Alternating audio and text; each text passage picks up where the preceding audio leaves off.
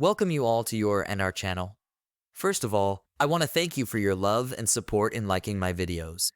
If you are new to the channel or haven't subscribed yet, please subscribe and hit the bell icon so that you get notifications for all my videos. So, let's begin the story. Tarannum was lying naked on the bed, with many lights on around her. It was her first day working in an adult film. Suddenly, the door opens and a 7-foot-tall man enters, whose name was Steele.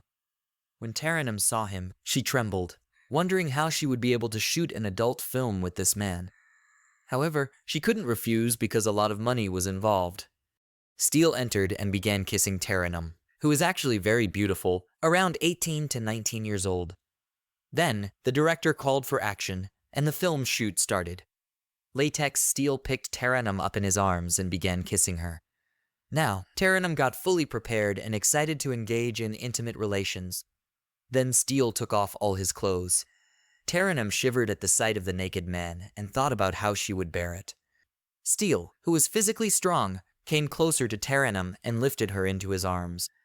Tarannum protested, saying she didn't want the money and couldn't work in the adult film, but Steele was too enthusiastic. He threw her onto the bed, tying her hands and feet. Tarannum begged that she didn't want to do the film, that she didn't want the money, but Steele was so excited that he began to tear at her. He tied her hands and feet and threw her on the bed. After that, he cruelly engaged in intimate relations with her 3 times. Afterward, Tarannum's condition worsened.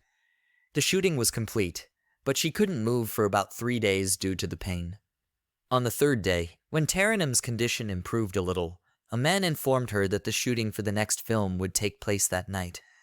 Hearing this, Tarannum's senses left her. Let's first understand who Tarannum was and how she ended up in Sudan. And if she did end up there, how she got caught in the web of a gang that produced adult films. Friends, to know the truth of this incident, stay with us until the end and stay aware of such heart-wrenching events happening in society so that you can also remain cautious. Now let us tell you about this incident. Jamalpur is a famous district in Bangladesh. Tarannum was the 3rd child of Abrar Khan, who lived in Jamalpur. Abrar Khan had a tailoring business at home, earning a living for his children. Tarannum also used to help him with sewing clothes. Abrar Khan's business was running decently. He also had 2 tailors working for him, and he had his eye on Tarannum, who also had feelings for him. One day, both took the opportunity and became intimate with each other. Whenever the opportunity arose, Rafik would take advantage of Tarannum. After about 6 months, Tarannum became bored with Rafik and started wandering around in search of other men.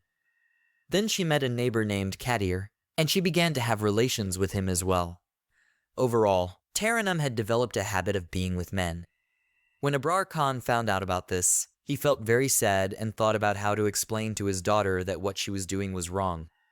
Now, Abrar Khan became worried. Then a friend advised him to send Tarannum to the Gulf countries, as there was a high demand for girls for work.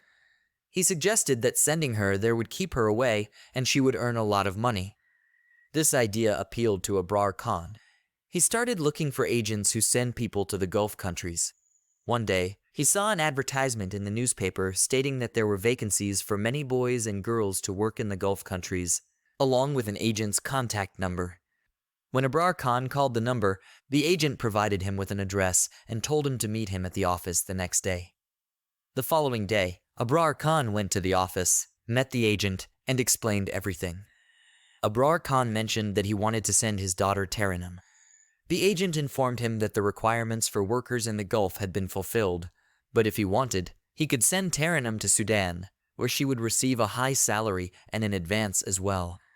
Abrar Khan agreed and asked the agent what documents were needed. The agent listed all the documents and told him to prepare them, assuring him he would inform him when it was time to go. Tarannum and Abrar Khan happily returned home. On August 14, 2013, Tarannum was put on a flight from Dhaka to Sudan. Along with her were 111 other people, all headed to a city in Sudan called Rubeck. The flight landed in Rubeck, where an agent received them and took them to his home. He sent each of them to their designated work locations. Tarannum was sent to the home of a person named Suleiman Kadri. When Tarannum arrived at his home, Suleiman explained all the work she had to do. She was given a room to stay in, and Tarannum started spending her days there. One day, 4 friends came to visit Suleiman, 2 of whom were men and 2 were Chinese women. When they arrived, Suleiman greeted them, and the meal began, which included alcohol. Tarannum was repeatedly asked to bring food and drinks for them. She kept fetching things for them. The party continued into the night, and Suleiman told Tarannum that her work was finished and she could now rest. Tarannum went to her room and started to relax. Later that night, Tarannum was suddenly awakened by strange noises. She got up and went to the next room, and what she saw left her in shock. In the adjacent room, 2 men and 2 Chinese women were having cruel and intimate relations with each other.